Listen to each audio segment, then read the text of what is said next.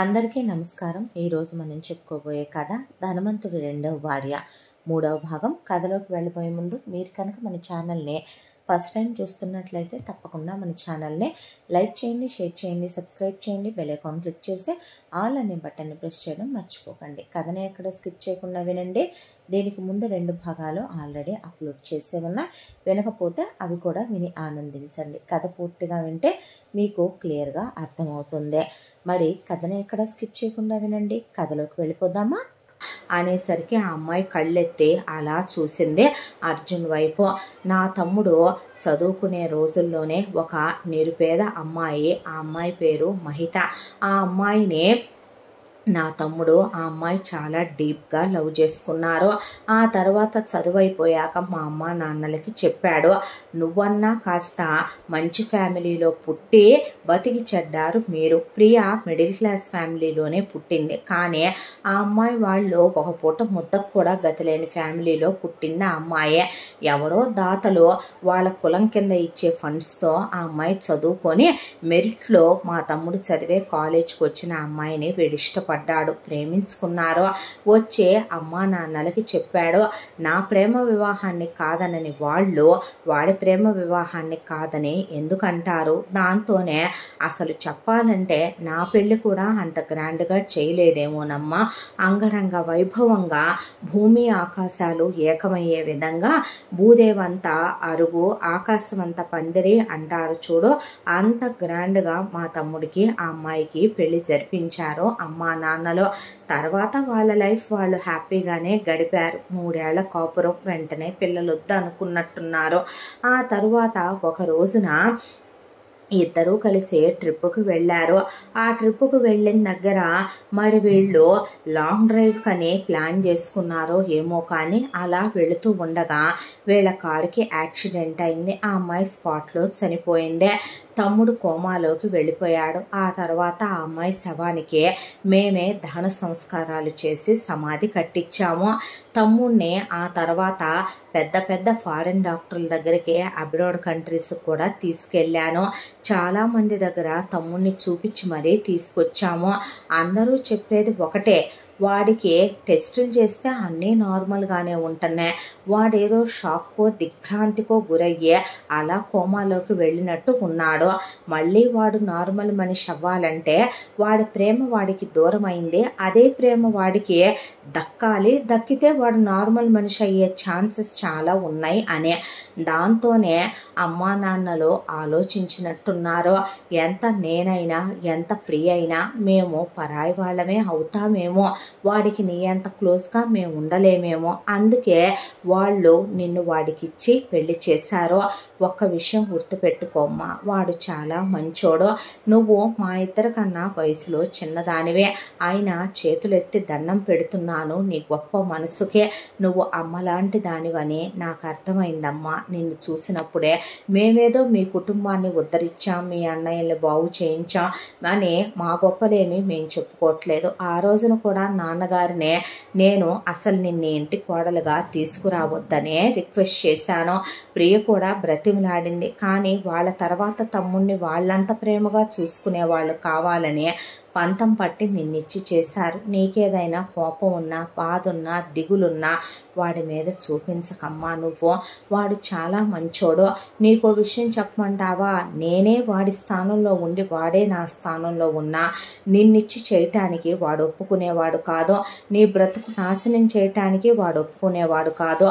ఇప్పుడు కోమాలోంచి లేచినా సరే అమ్మా నాన్నల్ని వాడు నిన్నిచ్చి వాడికి పెళ్లి చేసి నీ మనసును బాధ పెడుతున్నారని తెలిస్తే వాళ్ళని చచ్చినా క్షమించడు. దయచేసి వాడి మీద కోపం పెంచుకోకు తల్లి అంటే, నాకు మీ అమ్మా నాన్నల మీద కోపం లేదు, ఆయన మీద కోపం లేదండి, ప్రమాణం చేసి చెప్తున్నాను. నిజం చెప్పాలంటే జరిగిన దానిలో ఆయన తప్పే ఉందండి. ఎవరమైనా ప్రమాదాలు జరుగుతాయి అని తెలిస్తే ఆ ప్రమాదంలోకి ఎవరం వెళ్ళాలనుకోంగా, కాకపోతే మీ అమ్మా నాన్నలు నా దగ్గర ఆయనకి ఒక పెళ్ళయిందనే విషయం దాచిపెట్టారని మీరంటున్నారు. పోయిన వాళ్ళు ఆయన జీవితంలోకి మళ్ళీ తిరిగి రారు కాబట్టే వాళ్ళు నాతో ఆయనకి పెళ్లి చేయాలనుకున్నారేమో లేండే. ఏ తల్లిదండ్రులైనా ఏ బిడ్డల బ్రతుకైనా బాగుండాలనే అనుకుంటారుగా. పోయిన వాళ్ళతోనే ఆయన జీవితం గతించిపోవాలి అని అనుకోరు కదండే. మరొక విషయం, ఆయన నిజంగా అంత గొప్ప మనసున్న మనిషి అయితే ఆ పోయిన ఆవిడ ఆయన ప్రేమని దక్కించుకోలేక వెళ్ళిపోయిన దురదృష్టవంతురాలని తలుచుకుంటే నాకు బాధ అనిపిస్తోంది అన్నాక, నీకు ముఖ్యమైన విషయం చెప్దామని వచ్చామమ్మా అంటే చెప్పండి అని ఆ అమ్మాయి అన్నాక, ఇదిగోమ్మా ఇది గౌతమ్ డైరీ. చిన్నప్పటి నుంచే ఇంపార్టెంట్ విషయాలన్నీ వాడి డైరీలో రాసుకుంటాడు. ఈ డైరీ చదివితే వాడేంటి, వాడి మనస్తత్వం ఏంటి, వాడు ఎలా ఉండేవాడు, వాడి మిగతా విషయాలు పర్సనల్స్ కూడా నీకు తెలిస్తే దాంతోనే నీకు ఇవ్వాలనిపించి వచ్చామమ్మా అన్నాక, అలాగేనండి అంటే మరి మేము వెళ్ళొస్తాం తల్లి, గుడ్ నైట్ అని వాళ్ళు వెళ్ళిపోయారు. ఆ తర్వాత ఆ అమ్మాయి కూర్చొని ఆ డైరీ చదవటం మొదలుపెట్టింది. డైరీ ఓపెన్ చేసి చూస్తే గౌతమ్ అనే అందమైన అక్షరాలు, అందమైన చేతి రాత, చాలా బాగుంది ఆ రాత. ఆ డైరీని అలా ఓపెన్ చేసి ఆ అమ్మాయి చదవటం మొదలు పెడితే ముందుగా వాళ్ళ అమ్మ నాన్నల గురించే. మనుషుల మాట కరుకుగా ఉంటుంది కానీ మనసులు చాలా మంచివనే. వాళ్ళైనా సరే నిజం చెప్పాలంటే తప్పు చేస్తే తను ఊరుకోలేనని, గట్టిగా మాట్లాడినా తను భరించలేనని, అమ్మా నాన్నలు చాలా మంచివాళ్ళనే, తన కుటుంబం అంటే తనకి చాలా ఇష్టమనే, అమ్మ ఎప్పుడూ పూజలు ఎక్కువగా చేసుద్దనే, నాన్నగారు ఎక్కువగా బిజినెస్లో బిజీగా ఉంటూ ఉంటారనే, ఇక తన లోకం తన ప్రపంచం తన అన్నయ్యతోనేననే, అన్నయ్య తనకి మంచి కంపానియనని, ఇద్దరూ కలిసే చదువుకుంటాం, కలిసే స్కూల్కి వెళ్తాం, కలిసే ఆడుకుంటామని మొదటి నుంచి ఎందుకో తనకి తెలియకుండానే తను కొన్నిటికి ఎడిక్ట్ అయిపోతాడు. అది ఎలాంటి విషయాలంటే ఎవరైనా బాధలో ఉంటే చూడలేడు, దిగుల్లో ఉంటే చూడలేడు. అది గుళ్ళో పూజకు నోచుకొని దేవుడి దగ్గర మొదలుపెట్టి వీధిలో ఆకలితో అలమటించిపోయే చిన్న కుక్క పిల్లని చూసినా సరే తన మనసు జాలితో ద్రవించిపోద్ది, దయతో తన మనసు ఉప్పొంగిపోద్ది. తను చేయగలిగినంత వాళ్ళకి ఏదో చెయ్యాలనే తాపత్రయం. దానికి దయ, జాలి లాంటి పెద్ద పెద్ద పేర్లు తను పెట్టాలనుకోవటం లేదు. మనిషి జన్మెత్తినందుకు ఏదో ఒక సార్థకత ఉండాలనే భగవంతుడు సృష్టించేది నిజమైతే అలా తనకున్న పరిమితి ప్రకారం తను చేయగలిగినంత చెయ్యాలనేటటువంటి తత్వం తనదని. ఆ తర్వాత కాలచక్ర ప్రవాహంలో రోజులు గడిచిపోతూ పెరిగి పెద్దవాళ్ళం అయ్యామని, ఆ తర్వాత అన్నయ్య వదిన్ని ప్రేమించానన్నాడని, వదిన అమ్మలా అనిపించిందని, చాలా మంచిదని, తనకు అక్కజెల్లెళ్ళు లేరని, వదిన్ని చూస్తే ఒక అక్కయ్య అనే ఫీల్ కలిగిందని, అన్నయ్యకి వదినకి పెళ్ళైపోయిందని, వదిన ఆఫీస్కి వస్తుందని, కొన్నాళ్ళ తర్వాత ప్రెగ్నెంట్ అయ్యిందని, ఆ తర్వాత తన కాలేజ్లోకి అనుకోకుండా మహిత అనే పేద పిల్ల వచ్చిందని, ఆ వచ్చిన పేద అమ్మాయిని చూసిన క్షణమే ఆ అమ్మాయి మాటలు మనసు తనకెంతో నచ్చాయని, ఆ అమ్మాయిని ప్రాణం ఒక ఎత్తుగా తను ప్రేమించానని, ఆ తర్వాత ఇద్దరికి అభిప్రాయాలు కలిసినాయని, చాలా హ్యాపీగా ఉన్నామని, అంతా దాంట్లో కూడా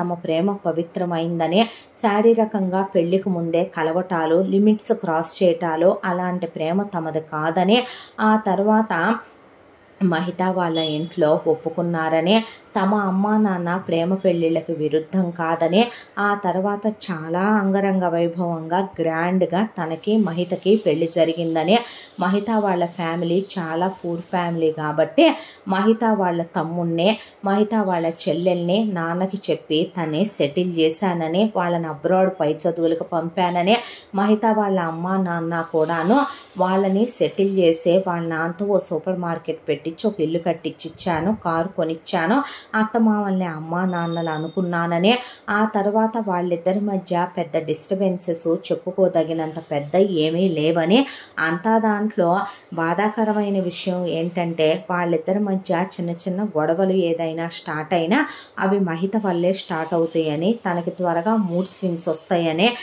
త్వరగా షార్ట్ టెంపర్ వస్తుందని, ఒక్కోసారి ఎందుకు అరిసేస్తుందో తెలియదు, కారణం లేకుండా అరిసేసుద్దని, ఏడుస్తుందని, అంతలోకే మళ్ళీ నార్మల్ అయిపోయి సారీ అంటదని, ఇద్దరు ప్రస్తుతానికి క్లోజ్గానే ఉంటున్నామని, తనే అడ్జస్ట్ అయిపోతున్నానని, పెళ్ళన్నాక భార్యాభర్తలు అన్నాక ఒక అమ్మాయి వేరు వేరు వాతావరణాల్లో పుట్టి పెరిగిన రెండు మనసులు కలవటానికి కొంత సమయం పట్టుద్దని, తనే తొందరపడకూడదని, పెళ్ళనేది పవిత్రమైన బంధం అని భార్యని కొట్టటమో తిట్టటమో లేదా భార్యని డిసైడ్ చేసి మాట్లాడటమో, నువ్వు ఇలాగే ఉండాలి, నా కాళ్ళ దగ్గర పడుండాలి, నువ్వు పేదింటి నుంచి వచ్చావని మాట్లాడే మాటలో తనకు అలవాటు లేదని, కాబట్టే తనే అడ్జస్ట్ అయిపోతున్నానని, కాంప్రమైజ్ అయిపోతున్నానని, చాలాసార్లు గొడవలకి తనే సారీ చెప్తున్నానని, ఇలా లైఫ్ నడిపించుకుంటూ వెళ్ళిపోతున్నానని, ఆ తర్వాత first anniversary, second anniversary, third anniversary కూడా వచ్చేసిందని,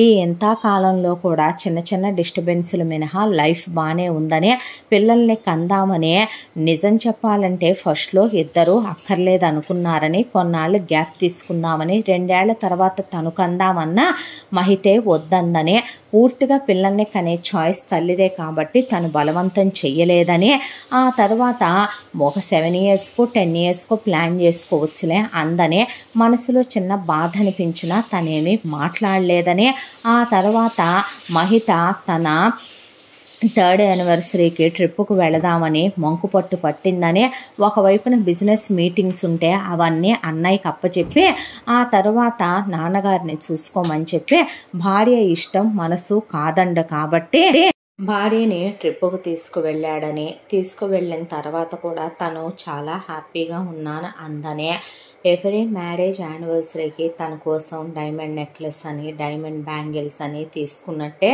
ఈ ఇయర్ కూడా తీసుకున్నానని, బయట బాగా మంచు వర్షంగా ఉంది అని తను చెప్తున్నా వినకుండా లాంగ్ డ్రైవ్కి తీసుకెళ్తావా లేదా అని తన భార్య కంగారు పెడుతోందని, ఇక తన భార్య మనసు తను బాధ పెట్టలేడు కాబట్టి బయలుదేరుతున్నానని అంతవరకు రాసుంది అందులో.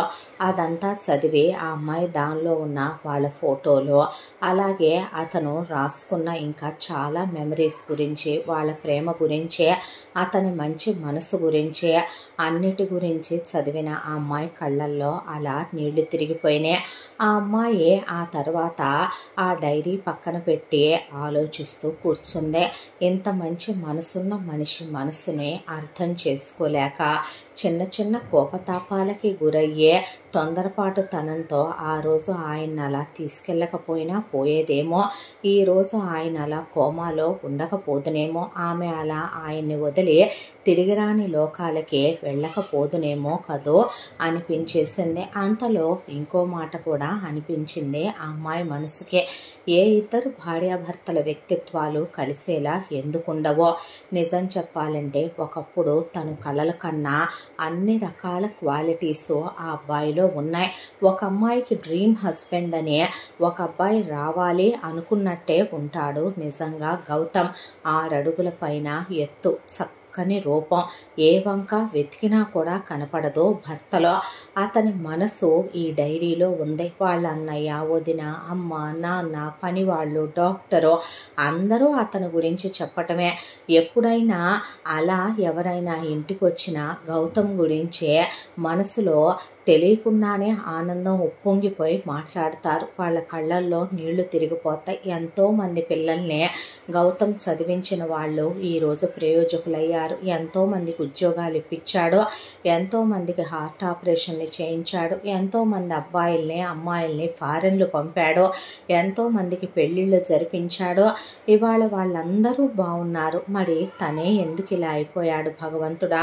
ఒకప్పుడు అమ్మా నాన్న ఉండుంటే, తమకే ఆస్తిపాస్తులు ఉండుంటే, ఒక మంచి అబ్బాయిని చూసి తనకి సంబంధం చూసి పెళ్లి చేస్తే ఇలాంటి వాడైతేనే చేసుకోవాలని తనకి ఎన్నో కలలు, ఎన్నో కోరికలు, ఎన్నో ఎక్స్పెక్టేషన్స్, వాటన్నిటికీ తగిన విధంగానే గౌతమ్ తన లైఫ్లోకి వచ్చినా కూడా ఇలా బెడాన్ అయిపోయి మంచం పాలైపోయాడు ఏంటా అనే దిగులతో కళ్ళల్లో నీళ్లు తిరిగిపోయే.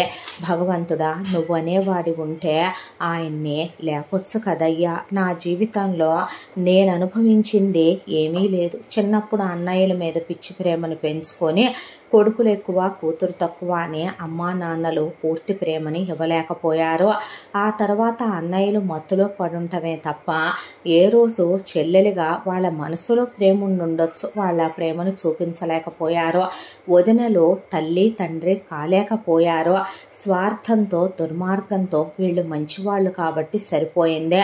అదే ఒక ఆడపిల్లగా ఆడదానికి ఆడదే శత్రువు అన్నట్టుగా వీళ్ళు బిహేవ్ చేసిన దాన్ని తను ఎలా మర్చిపోగలదో, తన్నే ఎన్ని రకాల మాటలు అన్నారో, వాళ్ళు అన్నయ్యలతో కాపురం చేయటం, తను కోమాలో ఉన్న వ్యక్తితో కాపురం చేయటం ఒకటేనన్నారో, అమ్మా నాన్నల వల్ల తమ జీవితాలు నాశనం అయిపోయినాయి అన్నారు, పిల్లల్ని కనకుండా ఎన్నేళ్లు పడుండాలన్నారో, ఆస్తులు పెడతామన్నారు ఏమీ మిగల్చకుండా పోయారన్నారో, అందుకే కుక్కసావు సచ్చారన్నారో, జీవితంలో కేవలం సెక్స్ కోసం మాత్రమే పెళ్లి చేసుకోకూడదని తనకి నీతులు హితవులు చెప్పారో, ఎన్నో మాటలు మాట్లాడారు వాళ్ళు. అది తను ఎప్పటికీ మర్చిపోలేదో. నిజానికి అత్తగారు చాముండేశ్వరి తన తోడుకోడల కన్నా తనతోనే ఇంకా మెతగ్గా మాట్లాడుతుంది ఆవిడ. మామగారు చాలా ప్రేమగా మాట్లాడతాడు, తల్లిదండ్రుల్లానే చూస్తారు, బావగారు తోడబుట్టిన అమ్మాయిలానే చూస్తాడు. అలా పెంచిన మామగారికి అత్తగారికి ఆ అమ్మాయి ఎప్పుడో రుణపడి ఉండాలి అనుకుంటుంది. తమ్ముడు మంచంలో ఉన్నాడు, తమ్ముడు పెళ్ళాం వయసులో ఉందని తమ్ముడు పెళ్ళాల మీద చెయ్యేసే మగాళ్ళు ఎంతోమంది ఉన్న ఈ ప్రపంచంలో అమ్మ అని తప్ప, తల్లి అని తప్ప ఆయన కనీసం నువ్వు అని కూడా మాట్లాడు. తోడుకోడలు నిజంగానే బావగాడన్నట్టు తింగరిది తిక్కలది కల్లా కపటం లేనిది చాలా మంచిదే. తనెక్కడ తినదోనని ఈ తిను అయి తిను అని బావ ఆఫీస్కి వెళ్ళిపోతే వచ్చి తన దగ్గర కూర్చోవటం, పిల్లల్ని తీసుకురావటం, పిల్లలు పిన్ని పిన్ని అని ఆ అమ్మాయి మీద పట్టడం. నిజం చెప్పాలంటే ఆ అమ్మాయి దగ్గర ఏముందని బయటికి వెళితే తన కోసం షాపింగ్ చేసి రావటం, అత్తగారు తోడుకోడలతో పాటు తనకి అన్నీ కొనటం, డాక్టర్ గారు అభిమానంగా పలకరించడం, పనివాళ్ళు గౌరవించటం ఏ రోజో ఏ జన్మలోనూ చేసుకున్న పుణ్యం. అలా కాకుండా మరొకళ్ళైతే ఆ అమ్మాయిని తీసుకొచ్చి అతనుకు నర్సుగా ఆయాగా కట్టిపడేసి ఉంచేవాళ్ళేమో. వాళ్ళు తను ఏ విషయంలోనూ నిరోధించలేదో, వాళ్ళ మీద అభాండాలు వేయకూడదు, ఇలాంటి కుటుంబంలోకి రావటం తను చేసుకున్న పుణ్యం అనిపించింది ఆ అమ్మాయికి. ఆ తర్వాత తెల్లారి బావగారు తోడుకోళ్ళు కనపడితే ఇక వాళ్ళని ఆయన్ని ఇంట్లోనే ఉంచాలా బావగారు, బయటికి తీసుకెళ్ళొచ్చుగా అని అడిగితే అత్తమామలు అది కాదమ్మా, వాడిని బయటికి తీసుకొస్తే ఏమవుతత్తయ్యా, బయటికి తీసుకొస్తే ప్రికాషన్స్ అన్నీ తీసుకొని బయటికి తీసుకొస్తాను, ఎందుకు ఇంట్లోనే ఉండాలి, ఎందుకు నాలుగు గోడల మధ్య ఉండాలి, ఎందుకు ఆయన మాత్రమే ఇలా ఉండాలి, నా సుఖం నా సర్వస్వం నేను చూసుకొని నేను మాత్రం మీతో పాటు గుళ్ళు గోపురాలు రెస్టారెంట్లని అక్కడికని ఇక్కడికని షాపింగులకని సినిమాలకని షికార్లకని తిరగాల, ఆయన రానప్పుడు నేను రాను, సరేనమ్మా నీ ఇష్టం అన్నారు వాళ్ళు. ఎక్కడికి వెళ్ళినా ఫ్యామిలీ మొత్తం వెళ్ళటం గౌతమ్ వాళ్ళ ఇంట్లో ఉన్న అలవాటు. దాంతో ఆ అమ్మాయి అతనికి ఒక మగ కేర్ టేకర్ని అపాయింట్ చేసి ఆ తర్వాత గౌతమ్ని కారులో కూర్చోబెట్టుకొని వీల్ చైర్లో కూర్చోబెట్టుకొని వీళ్ళు షాపింగ్కి వెళ్తే షాపింగ్కి, సినిమాకి వెళ్తే సినిమాకి, గుడికి వెళ్తే గుడికి, బయటకి ఎక్కడికి వెళ్తే అక్కడికి ఆ అబ్బాయిని గార్డెన్లో తిప్పటం, ఆ అబ్బాయితో కబుర్లు చెప్పటం, నవ్వటం, మాట్లాడటం, పలకరించటం, ఆ అబ్బాయి ముందే ఆ అమ్మాయి స్నానం చేసి బట్టలు మార్చుకోవటం, ఈ చీర బాగుందా, ఇలా జడేసుకోనా, ఈ కుంకుమ నీ పుణ్యమా అంటానే పెట్టుకుంటున్నాను అని ఆ అబ్బాయి చేత్తోనే నొసట్లో కుంకుమ పెట్టించుకోవటం, ఈరోజు గోరింటాకు పెట్టుకున్నాను, నీకు నా మీద ఉన్న ప్రేమ ఇలా చూపించావా అని ఆ గోరింటాకు చేతుల అబ్బాయి బుగ్గలు కానించటం, తెలియకుండానే ఆ అమ్మాయి అబ్బాయిని ప్రాణానికి ఒక ఎత్తుగా ప్రేమించేయటం మొదలుపెట్టింది. నిజం చెప్పాలంటే ఆ అమ్మాయి కోరుకున్నటువంటి ఐడియల్ భర్త క్వాలిటీస్ అన్నీ ఆ అబ్బాయిలో ఉండటం, ఆ అబ్బాయి ఆ డైరీలో తనకి ఎలాంటి భార్య కావాలని రావాలని రాసుకున్నాడో, తన డ్రీమ్ వైఫ్ ఎలా ఉండాలని రాసుకున్నాడో అలాగే ఉంటాయి. నిజం చెప్పాలంటే ఇద్దరికీ చాలా సిమిలర్గా ఉంటాయి పోలికలు కూడాను. దాంతో ఆ అమ్మాయికి తెలియకుండానే ఆ అబ్బాయి చాలా నచ్చేయడం మొదలుపెట్టాడు. ఒక రోజున డాక్టర్ గారు వచ్చి కొంచెం రికవరీ కనపడుతుందండి ప్రతాపరావు గారు అనేసరికి ఆ అమ్మాయి ఆనందానికి అవధులు లేవు. డాక్టర్ గారిని అలా పట్టుకొని ఊపేసేసరికి ఆయన తల మీద చెయ్యేసి నిమిరి ఇదంతా నీ వల్లేనమ్మా అంటే, కాదు కాదు దేవుడున్నాడు ఆయన లేస్తారు నాకు తెలుసు అని ఆ అమ్మాయి ఒకవైపున, అప్పుడే పూజారి గారు వస్తే నేను మిమ్మల్ని అడిగానుగా పూజలని ఏం చేశారు అని అడిగితే నీకోసం నేనే ఒక పుస్తకంలో రాసి తెచ్చాను తల్లే. ఇందులో వ్రతాలు, నోములు, యజ్ఞాలు, యాగాలు, హోమాలు, పూజలు, ఉపవాసాలు, ముడుపులు కట్టటాలు, తీర్థయాత్రలు అన్నిటి గురించి రాసుంచానమ్మా. ఇందులో ముఖ్యంగా ఈ టెంపుల్కి వెళ్ళి కనుక ఇలా అంగ ప్రదక్షిణాలు చేసి మోకాళ్ళ మీద ప్రదక్షిణ చేసే, మోకాళ్ళ మీద మెట్లెక్కి ఇలా కర్పూరం అరిచేతిలో వెలిగించుకొని నేల భోజనం తిని నిప్పులు తొక్కితే మనం కోరుకున్న కోరిక నెరవేరుద్దంటమ్మా అని చెప్పాక ఇక ఆ అబ్బాయిని తీసుకెళ్ళగలిగిన ప్రతి చోటుకి వెంట పెట్టుకొని తీసుకెళ్ళలేని చోటుకి ఆ అమ్మాయికి ఇప్పుడు శారీరక సుఖాల మీద వ్యామోహము లేదు, అంత అవసరము లేదు. కటికి నేల మీద పడుకోవటం, ఉపవాసాలు ఉండటం, ఆ అబ్బాయి కోసం నిద్రాహారాలు మానేయటం, ఈ పూజ చేసి, ఈ వ్రతం చేసి, ఈ ఉపవాసం ఉండి, ఈ నోము నోచలేదు అన్నట్టుగా అత్తమామలకు కూడా, బావకి తోడుకోడలకు కూడా కళ్ళల్లో నీళ్లు తిరిగిపోయాయి. అంత భయంకరమైనటువంటి వ్రతాలు, నోములు, మాలలు ఒకటి కాదు అసలు. ఇది చేసి ఇది చేయలేదన్నట్టుగా 3 సంవత్సరాల కాలం నిద్రాహారాలు మానేసి అతని కోసం తప్పించిపోయింది. నేల భోజనాలే తిందా, అతని కోసం అని చెప్పి మనిషి పేషెంట్లానే తయారైందా, అతని కోసం అని చెప్పి పగలు రాత్రి అనే తేడా లేకుండా దైవనామస్మరణ తప్ప మరో ప్రపంచమే తెలియకుండా గడుపుతూ బ్రతికేస్తోందా? అలాంటి మహాతల్లులు ఈ రోజుల్లో ఉన్నారా? అసలు నిజం చెప్పాలంటే ఏ జన్మలో ఏ పుణ్యం చేసుకుంటే ఈ అమ్మాయి తమ కొడుక్కి భార్యగా వచ్చిందా అన్నంత అచ్చరు ముందేశారు అత్తామామలు కూడా. తోడుకోళ్ళు, బావగారు కూడా ఆ అమ్మాయి వైపు అలా చూస్తూ ఉండిపోయే. ఎంతమంది ముత్తైదులు, ఎన్ని వాయినాలు, ఎన్ని పూజలు, అసలు ఈ నోము నోచి ఈ నోము నోయలేదన్నట్టుగా మొగుడు కోసం ఎన్ని చేసిందో మహానుభావురాలు. ఆ తర్వాత 3 సంవత్సరాల కాలం గడిచిపోయింది. ఈ 3 ఏళ్ల కాలంలో కూడా ఇక చంద్రిక వాళ్ళ అన్నయ్యలు బాగా డెవలప్ అయ్యారు. 3 విల్లాలు కొనుక్కుందాం అనుకొని కూడా వద్దనే 3 అంతస్తులు పెద్ద బిల్డింగు కట్టించుకున్నారు. ఆ తర్వాత వాళ్ళు ఇంకా కార్లు కొనుక్కున్నారు, స్థలాలు కొనుక్కున్నారు, పొలాలు కొనుక్కున్నారు. వదినల ఒంటి మీదకి డైమండ్ సెట్లు, ఎమరాల్డ్లు, రూబీలు వచ్చినాయి. వదినలు మా కడుపులు వచ్చినాయి అని చెప్పారు. ముందు ఒక్కొక్కళ్ళకి కూతురు, తర్వాత కొడుకు ఆపరేషన్లు అయిపోయినాయి.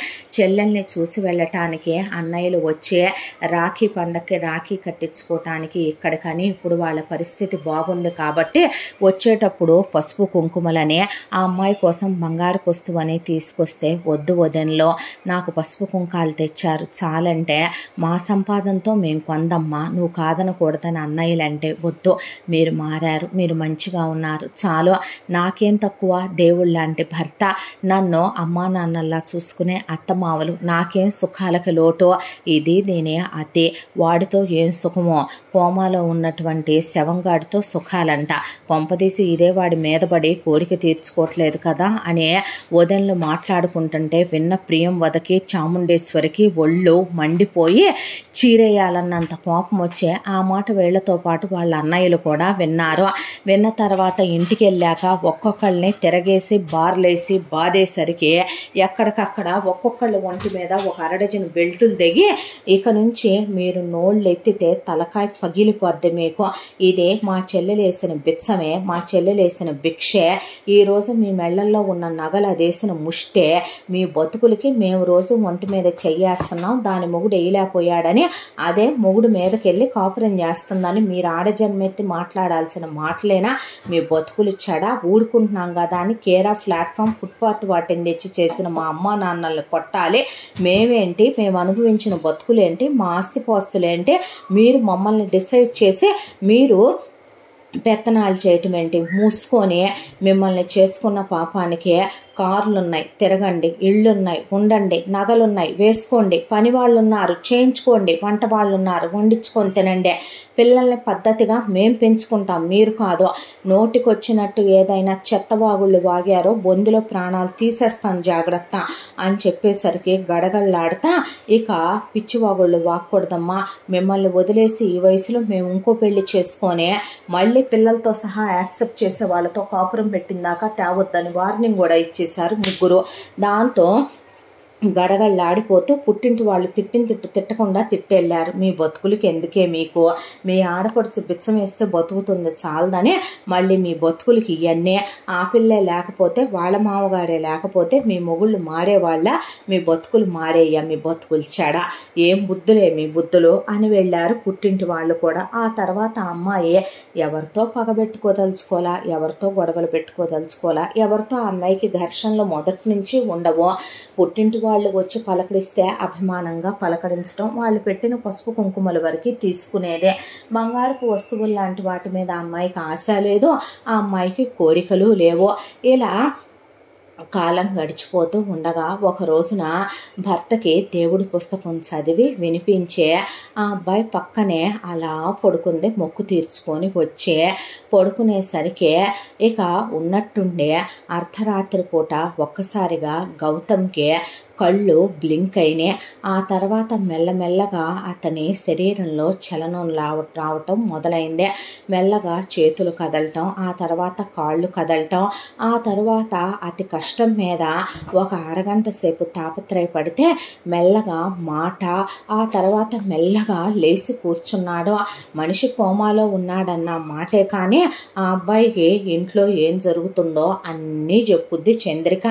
అందరూ తెలుసు, చంద్రిక పేరు తెలుసు, వాళ్ళ అమ్మా నాన్నల పేర్లు తెలుసు, చంద్రిక వాళ్ళ అన్నల పేర్లు తెలుసు, వదినల పేర్లు తెలుసు, పిల్లలు తెలుసు, వాళ్ళు ఎలా ఉన్నారో తెలుసు.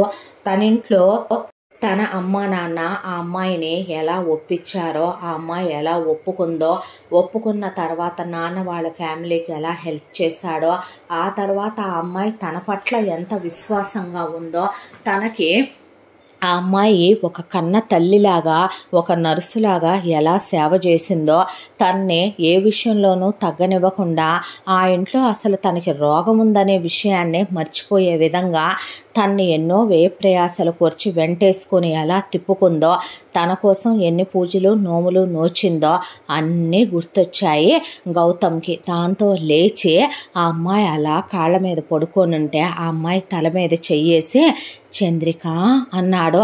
అనేసరికి ఆ అమ్మాయి ఒక్కసారిగా ఉలిక్కిపడి లేచి చూసి తను చూసేది కళ నిజమా అనే, అప్పటిదాకా మంచంలో పడిపోయి సంవత్సరాలుగా ఉన్న మనిషి లేచాడంటే ఎవరైనా దిగ్భ్రాంతికి గురవుతారు కదా.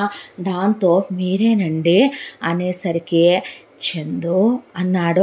అనేసరికి అత్తయ్య, మామయ్య, బావగారు, అక్క అనే పెద్ద పెద్దగా కేకలు పెట్టి పరిగెత్తుకుంటూ వెళ్ళి అందరినీ పిలిచి దేవుడి గదిలోకి వెళ్ళి దేవుడి కాళ్ళ మీద పడిపోయి అరిచేతిలో హారతిచ్చి దేవుడికి తిప్పేసుకొని, ఏంటమ్మా అంటే, ఆయన లేచారు అత్తయ్య, ఆయన లేచారు బావగారు, ఆయన లేచారు మామయ్య, అక్క ఆయన మాట్లాడుతున్నారనే పాటికి షాక్కు గురయ్యే అందరూ వచ్చేపాటికి అప్పటికే గౌతమ్ మంచం మీద నుంచి లేచి అలా గుమ్మంలోకి వచ్చి నుంచునే పాటికి పరిగెత్తుకుంటూ వచ్చి చంద్రిక బొట్టు పెట్టిందే. అలా గౌతమ్ని చూసే అమ్మ, నాన్న, అన్న, వదిన అనేసరికి అర్జున్ అసలు వెళ్ళి కౌగిలించుకోవాల్సింది పోయి మోకాళ్ళ మీద కూర్చొని అలా గౌతమ్ కాళ్ళు వాటేసేసుకొని వెక్కిళ్ళు పెట్టి తమ్ముడు అని ఏడుస్తూ కూర్చొని పిల్లలు బాబాయ్ అని పట్టేసుకున్నారు. మరిది అనేసరికి వదిన ఎలా ఉన్నావు వదిన, ఎన్నాళ్ళుగా వదిన వదిన అనే పిలుపుకి దూరం అయిపోయాను కదో అనేపాటికి ఆ అమ్మాయి వెక్కిళ్ళు పెట్టి ఏడుస్తూ ఉంటే కొడుకు దగ్గరకు వచ్చి చూసుకొని కొడుకుని తాకి ప్రతాపరావు కౌగిలించుకొని పెద్దగా ఆయన ఏడవటం మొదలు పెడితే అసలు చాముండేశ్వరే కొడుకు దగ్గరకు వచ్చి కొడుకు కాళ్ళ మీద పడిపోయి దిక్కులు పెక్కటిల్లిపోయే విధంగా తలంతా కొట్టేసుకుంటా గుండెలు బాధేసుకుంటా ఆనందంలో అసలు తాళెటు పడిపోతుందా మనిషి ఎటు పడిపోతుందా అల్ల కల్లోలం అయిపోయి ఆవిడ కొడుకు మీద పడే అయ్యా లేసావా అయ్యా అనే, నా కన్నేళ్లతో నీ కాళ్ళు ఎన్నిసార్లు కడిగాను నయ్యా నువ్వు లేసావా నాయనా అనే కడుపు మీద కొట్టుకొని ఈ అమ్మని క్షమించయ్యా అని ఎక్కిళ్ళు పెట్టి ఏడిస్తే ఆ అమ్మాయి అలా షాక్ అయిపోయి చూస్తూ నుంచుండిపోయి పెద్ద కోళ్ళలో అత్తయ్య పాపం చాలా రోజుల తర్వాత లేచాడుగా గౌతమ్, సైకిక్ వైబ్రేషన్కి గురైనట్టుంది అని అలా చూస్తూ నుంచునేసరికి వెక్కిళ్ళు పెట్టి ఏడ్చేసింది ఆవిడ.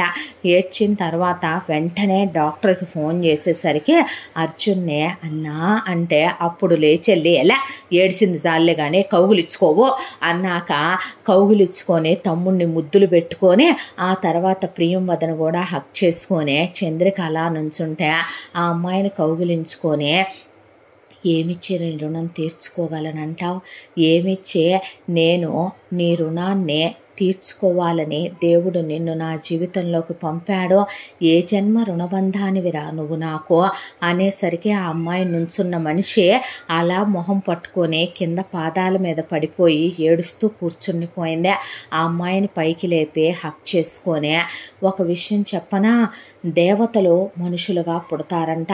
అలా పుట్టేవాళ్ళు నీలాంటి అపూర్వమైన స్త్రీమూర్తులుగా పుట్టి నాలాంటి వాళ్ళ జీవితాలు ఉద్ధరించటానికి నాలాంటి వాళ్ళ బ్రతుకుల్లోకి వస్తారేమో. అంతకుముందు నాకు పెళ్ళయిందనే విషయం అమ్మా నాన్న నీ దగ్గర దాచారని, వాళ్ళని నిజం చెప్పాలంటే ఒకప్పుడు నేనున్న పరిస్థితుల్లో అయితే గనక నిన్ను నాకిచ్చి పెళ్లి చేసినందుకు జీవితంలో క్షమించుండేవాణ్ణి కాదు. కానీ ఈరోజు నువ్వు లేకపోతే నాకు జీవితం కనపట్టలేదురా.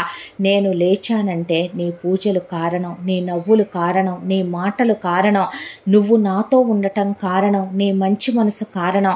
నీలాంటి ఒక అమ్మాయిని నా జీవితంలోకి పంపించిన వాళ్ళకు కూడా నేను రుణపడ్డాను కదో, వాళ్ళని శపించకరా, తప్పుగా అనుకోకు అన్నాక నాకు నీ మీద అత్తమామల మీద కోపం లేదు గౌతమ్ అనేసరికి మమ్మల్ని క్షమించమ్మా అన్నారు. పర్వాలేదు, పోయిన వాళ్ళు తిరిగి రారనేగా మీరు మళ్ళీ నన్ను ఆయన జీవితంలోకి తీసుకొచ్చారు. ఈరోజు నా భర్త కోలుకున్నారు, దేవుడు నా మొర ఆలకించాడో, దేవుడు నా పూజల్ని స్వీకరించాడో, నా జీవితంలో మళ్ళీ సంతోషాన్ని నింపాడు అత్తయ్య గారు, నింపాడు మామయ్య గారు అన్నాక నిప్పువి తల్లి నువ్వు, నిప్పుకి కళంకం అంటదమ్మా. నువ్వు నిజం చెప్పాలంటే మహాపతివ్రతల పక్కన నుంచోబెట్టేంత గొప్ప స్త్రీమూర్తివే అని వాళ్ళు అంటూ ఉండగా ఆబ్వియస్లీ అని డాక్టర్ గారు వచ్చి అన్నీ చెక్ చేసి చూశాక ఏంటంటారు పరిస్థితి అంటే అంతా బాగానే ఉంది, హీఈస్ ఆల్ రైట్. కాకపోతే ఇన్నాళ్ళుగా పడుకొని ఉన్నాడు కదా, కొంచెం ఫిజియో అవసరం, దానికి తోడు కొన్ని వైటమిన్స్ మినరల్స్ మెడిసిన్స్ యూస్ చేద్దాం, దాంతోపాటు కొంచెం డి వైటమిన్ అదే బయట తిప్పటం అదే హెల్తీ డైట్ ఎక్సర్సైజు ఉంటే నార్మల్ అయిపోతాడు. మేబీ ఒక 1 year కొంచెం జాగ్రత్తగా చూసుకోండి, అప్పటి వరకు ఫిజికల్గా దూరంగా ఉంటే ఆ తర్వాత హ్యాపీగా మీ లైఫ్ మీరు లీడ్ చేసుకోవచ్చు అన్న తర్వాత ఇదంతా నువ్వు సాధించిన విజయమేనమ్మా అని డాక్టర్ గారు అమ్మాయి తల మీద చెయ్యేసి నివిరి, ఒక్కొక్కసారి మనిషికి మేము డాక్టర్స్గా ఎన్ని మెడిసిన్స్ ఇచ్చినా, ఎంత ఖరీదైన ట్రీట్మెంట్లో, ఎంత కోట్ల రూపాయలు విలువైన మిషన్లతో ఇచ్చినా కూడా రికవరీ కనిపించందే. ఒక్కొక్కసారి మనం ఆ మనిషి మనసును తాకే విధంగా మాట్లాడే మాటలతోనే జబ్బుని తగ్గించవచ్చు. నిజమేనేమో, ప్రేమపూర్వకంగా ఉండేవాళ్ళు పక్కనుంటే నెల బ్రతికేవాడు సంవత్సరం బ్రతుకుతాడు, బాధ పెట్టేవాళ్ళు పక్కనే ఉంటే 100 ఏళ్ల ఆయుష్ ఉన్నోడు 10 ఏళ్లలో పోతాడు. అది ప్రూవ్ చేసావు నువ్వు ఈరోజు అని ఆయన వెళ్ళాక ఇక పూజారి గారికి కబురు పెడితే భారీ ఎత్తున పూజలు యజ్ఞాలు యాగాలు చేయమని చెప్పింది చాముండేశ్వరి. కొడుకు ఎక్కువసేపు కూర్చోకూడదని, అక్కడ ఉన్న పొగలై పేల్చకూడదని దండం పెట్టించి హోమంలో వేయాల్సిన వరకు వేయడానికి కొడుకు కోడల్ని పిలిపిస్తే ఆ అమ్మాయి అలా గౌతమ్ వైపు చూస్తూ కూర్చుంది. ఏంట్రా అలా చూస్తున్నావు అంటే ఏమీ లేదు, ఇది కళ నిజమా అని నమ్మలేకపోతున్నాను అనేసరికి వీళ్ళ అన్నయ్యలు వదినలు పిల్లల్ని తీసుకొని అబ్బాయి లేచాడని తెలిసి పలకరించడానికి వస్తే ఆ అబ్బాయి చాలా గౌరవపూర్వకంగా అభిమానంగా వీళ్ళ అన్నయ్యల వ్యాపారం ఎలా సాగుతుంది, అంతా బాగుంది కదా, మీ అందరూ బాగున్నారు కదా అనే మీరు బాగున్నారండి అనే లేడీస్ని పలకరించి పిల్లలకి చాక్లెట్ బాస్కెట్లు ఇచ్చి అభిమానంగా గౌరవంగా పలకరించి పంపించాడు. ఆ తరువాత 1 సంవత్సర కాలం ఆ అబ్బాయికి మెడిసిన్స్ వాడుతూ, ఎక్సర్సైజులు చేయిస్తూ, ఫిజియోలు చేయిస్తూ, ఈ సంవత్సర కాలంలో కూడా వీళ్ళిద్దరూ మంచి స్నేహితులయ్యారు. ఏ పొరపచ్చాలు లేకుండా అన్నీ పంచుకుంటూ, ఒకళ్ళతో ఒకళ్ళు జోక్స్ వేసుకుంటూ, నవ్వుకుంటూ, బాగా ఫ్రెండ్లీగా ఉంటూ, బయటికి వెళ్ళొస్తూ చాలా హ్యాపీగా ఉన్నారు. ఆ తర్వాత గౌతమ్ కంప్లీట్లీ ఆల్ రైట్ అని డాక్టర్ చెప్పాక అప్పుడు మహిత గురించి అడిగితే, ఇలా ఆ రోజు యాక్సిడెంట్లో పోయిందని, దాన సంస్కారాలు చేయించామని, సమాధి కట్టించామని చెప్పిన తర్వాత మేబీ నా జీవితంలో తన కాలం 3 ఏళ్ళు రాశాడు ఆ దేవుడు. తన తొందరపాటే లేకపోతే తన నా జీవితంలోంచి వెళ్ళుండేది కాదేమో. ప్రేమించాను కదో, ఆ ప్రేమ మనసులో ఇంకా ఒకప్పటిదే అలాగే మిగులుందే. తన సమాధి దగ్గరకు ఒకసారి వెళ్ళొస్తానని వెళ్ళి పెద్ద బొకే తీసుకొని ఆ సమాధి అంతా క్లీన్ చేయించి అక్కడ బొకే పెట్టి ఆ తర్వాత అక్కడ దీపం వెలిగించి మళ్ళీ సెకండ్ లైఫ్ స్టార్ట్ చేయబోతున్నాను. నువ్వు ఎక్కడున్నా నీ ఆత్మకు శాంతి కలగాలని మనస్ఫూర్తిగా కోరుకుంటున్నాను అని అక్కడి నుంచి ఇంటికి వచ్చాడు. ఇంటికి వచ్చిన తర్వాత అప్పుడు ఆ అమ్మాయిని తీసుకొని ఒక చోటికి తీసుకెళ్ళి మోకాళ్ళ మీద కూర్చొని డైమండ్ రింగ్ పెట్టి తనకి చాలా డ్రీమ్స్ ఉన్నాయని ఆ అమ్మాయి ఆ అబ్బాయితో చాలాసార్లు చెప్పింది. ఐ లవ్ యూ చెప్పి ఆ అమ్మాయికి ప్రపోజ్ చేశాడు. ప్రపోజ్ చేసిన తర్వాత ఆఫీస్కి వెళ్ళటం స్టార్ట్ చేశాడు. ఇదివరకటి కన్నా ఎక్కువ షార్ప్గా పనిచేస్తుంది గౌతమ్ బ్రెయిన్. దాంతో ఒక్కసారిగా పడిపోయిన వాళ్ళ మార్కెట్ వాల్యూస్ అన్నీ లేచి ఇప్పుడు దూసుకెళ్ళిపోతుంది వాళ్ళ వ్యాపారం కూడా. అలా ఇంకో సంవత్సరం గడిచిపోయి వీళ్ళు డీప్ ఫ్రెండ్స్గా, క్లోజ్ ఫ్రెండ్స్గా అయ్యారు. ఆ తర్వాత ఒక రోజున వాళ్ళ మ్యారేజ్ యానివర్సరీ అయిపోయిన తర్వాత సర్ప్రైజ్గా ఆ అమ్మాయిని ట్రిప్పుకి తీసుకెళ్ళాడు. అక్కడ ఇద్దరు ఫిజికల్గా క్లోజ్ అయ్యారు. వెంటనే పిల్లల్ని కనకూడదు, హ్యాపీగా లైఫ్ ఎంజాయ్ చేయాలనుకునే సినిమాలు, షికార్లు, ట్రిప్పులు, షాపింగ్లు, ఎంజాయ్మెంట్లు. ఆ అమ్మాయిని ఎంతో అపురూపంగా గుళ్ళో దేవేరిలాగా గుండెల్లో పెట్టుకొని కొలుచుకునేంత ప్రేమగా చూసుకుంటాడు గౌతమ్. ఆ అమ్మాయి కూడా ఆ అబ్బాయితో అంతే ప్రేమగా ఉంటుంది. కలిసి టిఫిన్ చేయటం, కలిసి స్నానం చేయటం, కలిసి భోజనం చేయటం, ఇద్దరూ కలిసి బయటికి వెళ్ళటం, గుళ్ళు, గోపురాలు, పూజలు. ఆ అబ్బాయిని లేపి ఇలాంటి మంచి జీవితం ఇచ్చిన దేవుణ్ణి మాత్రం ఆ అమ్మాయి మర్చిపోలేదు. దేవుడికి ఎప్పటికీ రుణపడే ఉంటామని ఇద్దరు ఎక్కువ ట్రిప్పులకు వెళ్ళేటప్పుడు గుళ్ళ ప్రోగ్రాంలు కూడా అందులో కలుపుకునే వెళ్ళొస్తూ ఉంటారు భార్యాభర్తలు. కొడుకు కోళ్ళు సంతోషంగా ఆనందంగా ఉన్నారు. ఇంకేం కావాలి దేవుడా, ఈ జన్మకి ఇంతకన్నా ఆనందం ఇంకేం కావాలయ్యా అనే సంతోషపడిపోయి చాముండేశ్వరి ప్రతాపరావు గుండె కూడా ఆనందపడింది. ఇలా ఇంకొక 2 ఏళ్ల కాపురం సంతోషంగా గడిచిపోయింది. ఆ తర్వాత ఒక రోజున అనుకోకుండా గౌతమ్ వాడే బర్త్ కంట్రోల్ ఫెయిల్ అవటం, అది వీళ్ళు చూసుకోకపోవటం, దాంతో చంద్రిక కళ్ళు తిరిగి పడిపోయింది. డాక్టర్కి కబురు పెడితే అమ్మాయి ప్రెగ్నెంట్ అనే విషయం తెలిసి వాళ్ళ ఆనందానికి అవధులు లేవు. మీరు ఆగండమ్మా, నువ్వు ఆగు వదిన, రే నువ్వు రెడీగానే ఉన్నావా, నీకు ఇష్టమేనా అంటే నాకు ఇష్టమే. ఏమైంది గౌతమ్ అంటే అమ్మాయికి ఇష్టమేనంట్లే ఎదవా ఊరుకో అన్న తర్వాత కనాల్సింది తనమ్మ. పూర్తిగా పిల్లల్ని కనే విషయంలో డెసిషన్ ఎప్పుడు అమ్మదే. వాళ్ళని ఎప్పుడు కనాలి, ఎప్పుడు భూమి మీదకి తీసుకురావాలి, వాళ్ళ రెస్పాన్సిబిలిటీ ఎప్పుడు తను తీసుకోవాలనే నిర్ణయం మనం స్త్రీకే వదిలేయాలి. ఆ విషయంలో మనం ఎప్పుడు తన మనసుని బలవంతం పెట్టి, చాలామంది మగాళ్ళు పెళ్ళైన సంవత్సరానికే వాళ్ళ మగతనాలు ఏదో ప్రూవ్ చేసుకోవాలన్నట్టు పెళ్ళాలని గర్భవతుల్ని చేయటం, వాళ్ళ కష్టం సుఖం అర్థం చేసుకోకుండా పిల్లల్ని కంటాం, ఆ పుట్టింది కూతురైతే మళ్ళీ కొడుకుని కనమనమని అంటాం. ఇలాంటివన్నీ చాలా కామన్గా ఉంటాయి చాలామంది విషయాల్లో.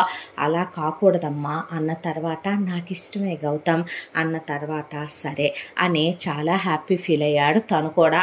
ఆ తర్వాత తోడుకోడలు ప్రియంవద, నాకు ఫస్ట్ బాబు కదా, నీకు ఫస్ట్ పాప పుట్టాలి, తర్వాత నీకు నెక్స్ట్ బాబు పుట్టాలి అన్నాక ముందు ఒకరిని పుట్టనివ్వు వదిన, తర్వాత నెక్స్ట్ పుట్టే వాళ్ళ గురించి ఆలోచించవచ్చు అని గౌతమ్ నవ్వితే, చంద్రిక గర్భవతిగా ఉందని చెప్పి ఇప్పుడు డబ్బులు నగలు బాగా హంగామాలతోనే ఉన్నారుగా వదినలో, ఏదైనా మాట్లాడితే అన్నయ్యలు బెల్టులు తీస్తున్నారనే దాంతో నోరెత్తకుండా వాళ్ళతో పాటు కలిసి వచ్చి ఆ అమ్మాయికి స్వీట్స్, ఫ్రూట్స్ అన్నీ తీసుకొచ్చి కడుపుతో ఉందని పసుపు కుంకాలు పెట్టి పలకరించి వెళ్ళాక 5వ నెల వరకు ఇక్కడుంచి 5వ నెలలో మొదటి కాన్పు మేమే చెయ్యాలని మా ఆయనలు అంటున్నారు.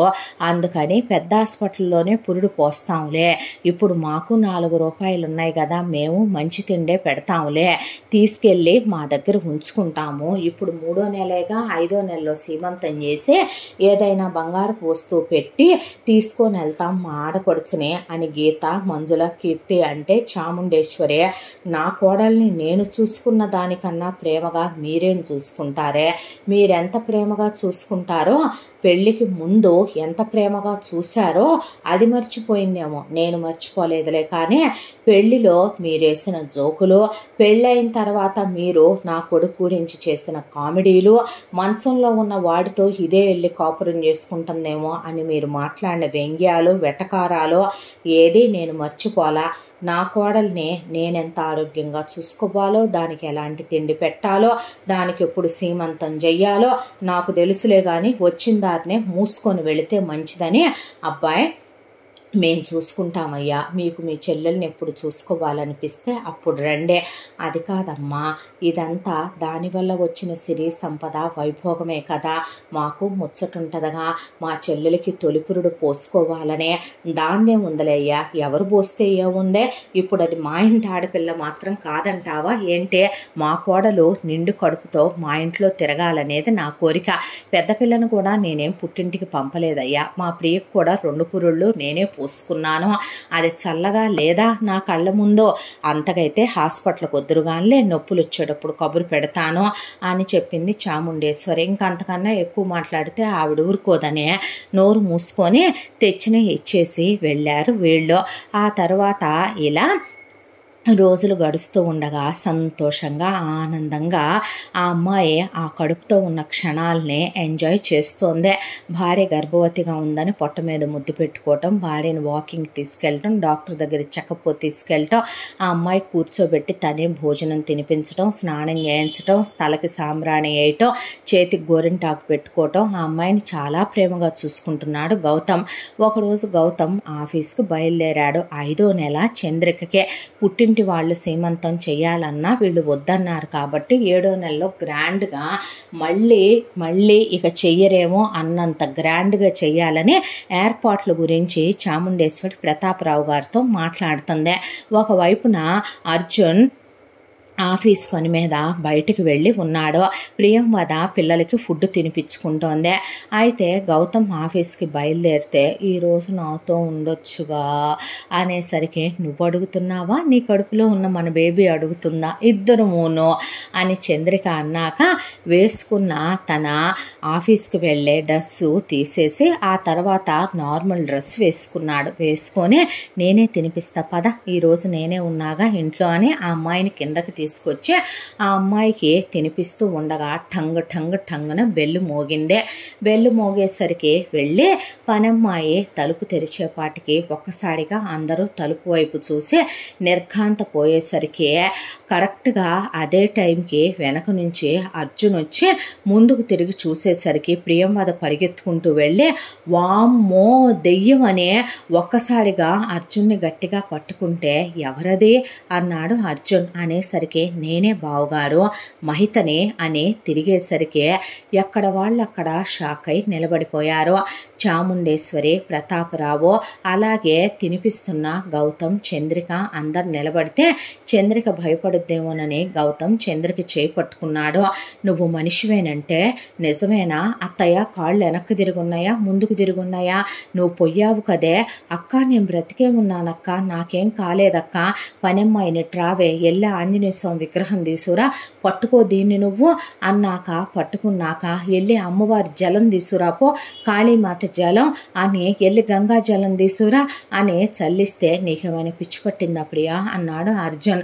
కాదు ఇది మనిషేనా అనేపాటికి ఏంటి నువ్వు పోయావన్నారు, మళ్ళీ ఎలా బ్రతికొచ్చావు, ఎలా తిరిగొచ్చావు అని అడిగింది ప్రియంవద. అడిగేసరికి ఆ రోజు మేమిద్దరం కలిసి వెళుతూ ఉండగా కారులో అనుకోకుండా ఒక్కసారిగా స్నో రెయిన్ పెరిగిపోయింది. పెరిగిపోయిన తర్వాత రోడ్డు కనిపించట్లేదని గొడవ చేశాడు గౌతమ్ వెనక్కి వెళ్ళిపోదామని. నేనే ఆగకుండా కార్ని ఫాస్ట్గా డ్రైవ్ చేస్తూ వెళ్ళమని చెప్పాను. ఆ తర్వాత పెద్ద యాక్సిడెంట్ అయింది. ఆ యాక్సిడెంట్లో నేను ఆ కారులో నుంచి ఒక లోయలో పడిపోయాను. లోయలో పడిపోయిన నేను ఎవరో ఒకళ్ళకి దొరికాను. ఆ దొరికి ఇన్నాళ్ళు వాళ్ళ దగ్గరే ఉన్నాను. తర్వాత నేను అన్ని విషయాలు తెలుసుకొని ఇప్పుడు మళ్ళీ నా భర్త కోసమని నేను వచ్చాను అందే. అనేసరికి లోయలో పడిపోతే మరి ఎంతకాలం నువ్వు వాడికి ఫోన్ చేయలేదే, ఎంతకాలం నువ్వు ఇంటికి రాలేదే అని అడిగింది చాముండేశ్వరి. నేను కోమాలో ఉన్నాను అత్తయ్య, నేను కోమాలోంచి రీసెంట్గానే లేచాను. లేచిన తర్వాత నీకు ఇంట్లో పరిస్థితులు ఏంటనేది, ఇంట్లో ఏం జరిగినాయి అనేది అన్నీ తెలుసుకొని వచ్చానంటున్నావుగా. మరి మా తమ్ముడికి పెళ్ళి అయిందని, ఇప్పుడు నువ్వు పోయావని మా తమ్ముడు మళ్ళీ పెళ్లి చేసుకున్నాడని, వాడి జీవితంలోకి ఒక అమ్మాయి వచ్చిందని, అమ్మాయి గడపవద్దని నీకు తెలీదా? తెలుసు బావగారు. అయితే మొదటి భార్య ఉండగా రెండోసారి చేసుకున్న పెళ్ళి చెల్లదు కదా, రెండోసారి వచ్చిన ఆవిడ భార్య అవ్వదు కదా. ఆ కడుపులో బిడ్డ గురించి తర్వాత ఆలోచించవచ్చులేండి, హక్కు అయితే నాదే కదా అంద మహిత. అనేసరికి ప్రతాపరావు మహిత వైపు అలా చూసి, ఎంతకాలం నువ్వు ఎక్కడున్నావో, ఎవరితో ఉన్నావు, డీటెయిల్స్ చెప్పోసారే అని అడిగేసరికి, అదేంటి గుచ్చి అలా ఇన్నాళ్ళ తర్వాత నేను తిరిగి వచ్చాననే ఆనందం లేదా మీకు, సంతోషం లేదా మీకు? అదేంటి అలా మాట్లాడతారో, అలా అడుగుతారో? మీరు అలా అడుగుతుంటే నాకు తల్లో నొప్పి వస్తుంది, నాకు గుండెల్లో బాధ కలుగుతుంది. మీరు నన్ను అలా ప్రశ్నించకూడదు, నన్ను అలా క్వశ్చన్ చేయకూడదు. గౌతమ్ ఐ లవ్ యూ అని ఆ అబ్బాయి దగ్గరికి వెళ్ళి కౌగిలించుకొని ముద్దులు పెట్టబోతుంటే ఆ అబ్బాయి గట్టిగా చేతులు పట్టుకొని పక్కన నుంచోబెట్టాడు. ఇంతటితో ధనవంతుడి రెండవ భార్య మూడవ భాగం పూర్తి. ముగింపు భాగంతో మళ్ళీ కలుసుకుందాం. తప్పకుండా మన ఛానల్ని లైక్ చేయండి, షేర్ చేయండి, సబ్స్క్రైబ్ చేయండి, బెల్ ఐకాన్ క్లిక్ చేసి ఆల్ అనే బటన్ని ప్రెస్ చేయడం మర్చిపోకండి. ఇంత మంచి కథను మనకు అందించిన కథా రచయిత్రి జి యామిని శ్రీనివాస్ గారు. ముగింపు భాగంతో మళ్ళీ మీ ముందుకు వస్తాను. Thank you so much.